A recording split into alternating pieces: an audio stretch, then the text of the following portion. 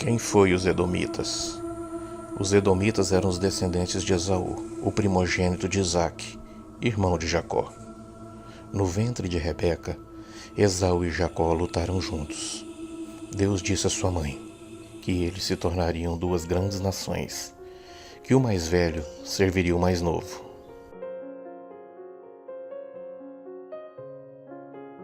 A existência dos Edomitas é confirmada pela arqueologia. Eles são um povo semita, e é bem provável que tenha vivido no século XIV a.C. Assim como os moabitas, os Edomitas parecem corresponder aos beduínos sazus, mencionado em documentos egípcios. Esses beduínos habitaram na Transjordânia e Nequev, a partir do século XIV a.C., por volta de 1205 a.C., refere-se aos Sazos de Edom. O faraó Merneptah permite que eles cruzem no território para ficar no Egito com seus rebanhos.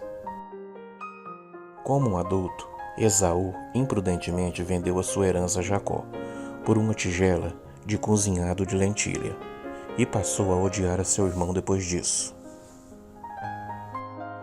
Esaú tornou-se pai dos Edomitas e Jacó tornou-se pai dos israelitas, e as duas nações continuaram a lutar durante a maior parte de sua história.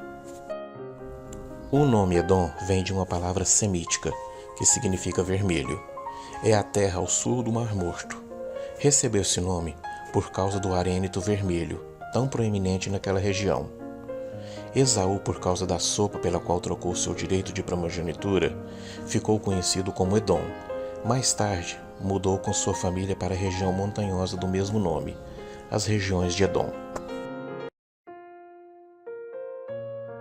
No livro de Gênesis, relata a história primitiva dos Edomitas, afirmando que tinham reis e reinados sobre eles muito antes de Israel ter um rei. A religião dos Edomitas era semelhante à de outras sociedades pagãs, que adoravam deuses estranhos da fertilidade. Uma das antigas rotas de comércio, a Estrada Real, passava por Edom, e quando os israelitas pediram permissão para usar essa rota, em seu êxodo do Egito, foram rejeitados pela força. Por serem parentes próximos, os israelitas foram proibidos de odiar os edomitas. No entanto, os edomitas atacavam regularmente Israel, e muitas guerras foram travadas como resultado. O rei Saul lutou contra os edomitas, e o rei Davi os subjugou, estabelecendo guarnições militares em Edom. Com o controle do território edomita, Israel teve acesso ao porto de Ezion-Geber, no Mar Vermelho, do qual o rei Salomão enviou muitas expedições. Após o reinado de Salomão, os edomitas se revoltaram e desfrutaram de certa liberdade, até serem subjugados pelos assírios. Durante as guerras dos Macabeus, os edomitas foram subjugados pelos judeus e forçados a se converter ao judaísmo. Por tudo isso, os edomitas mantiveram-se muito do seu antigo ódio pelos judeus. Quando o grego se tornou a língua comum, os edomitas eram chamados de idumeus.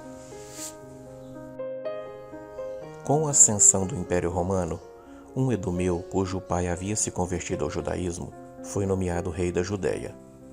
Aquele idumeu é conhecido na história como rei Herodes, o Grande, o tirano que ordenou um massacre em Belém na tentativa de matar o menino Jesus. Depois da morte de Herodes, o povo idumeu desapareceu lentamente da história. Deus havia predito a destruição dos edomitas no livro de Ezequiel.